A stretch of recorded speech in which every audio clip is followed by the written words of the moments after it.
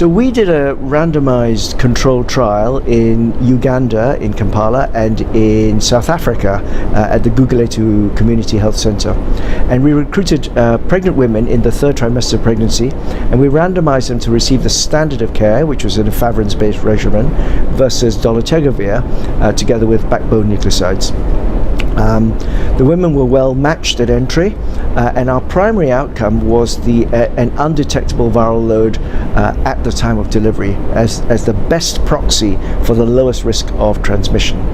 And we found that there was a difference between arms. So of the women receiving dolutegravir, 74% of them were undetectable at delivery, compared to only 43% of mothers who were randomized to receive efavirenz. And this was highly significantly different, regardless of all the other baseline parameters. Additionally, we found that dolutegravir was very well tolerated. This study was principally designed to look at virological differences between the two groups. We were also able to capture adverse outcomes in the mothers and in the infants. Notably, we found 4 stillbirths, all in the dolutegravir arm.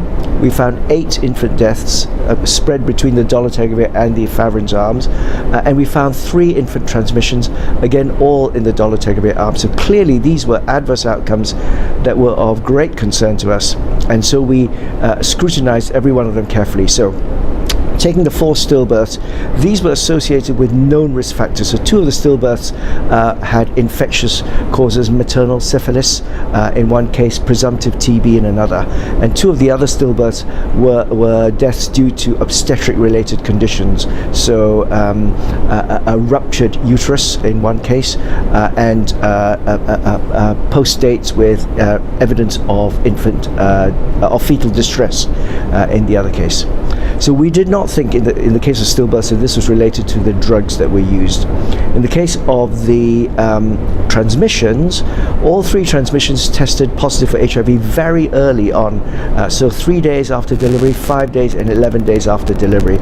And at delivery, each of those mothers had a very low viral load. So 2 of the mothers had a viral load that was below 50 copies, and the third, which would qualify as undetectable, and the third mother had a very low level of 200 copies. So the earliness of the early positive test in the infants, coupled with the low viral loads at deliveries, strongly suggested to us that these infant transmissions were in utero transmissions rather than transmissions at the time of birth, and clearly in utero transmissions may not be mitigated by drug therapy. In the case of the infant deaths, there were also clear explanations. So 2 cases was extreme prematurity, 4 cases were due to respiratory distress and asphyxia, and 2 cases were due to severe sepsis. In none of those cases was drug thought to be likely to be a cause for. So in summary, we've shown superiority of dolutegravir over efavirenz in reducing the viral load quickly, which is the best indicator of diminished risk. That said, we found a number of adverse outcomes. We do not think those were related to the drugs that were used, but rather to the poor overall prognosis.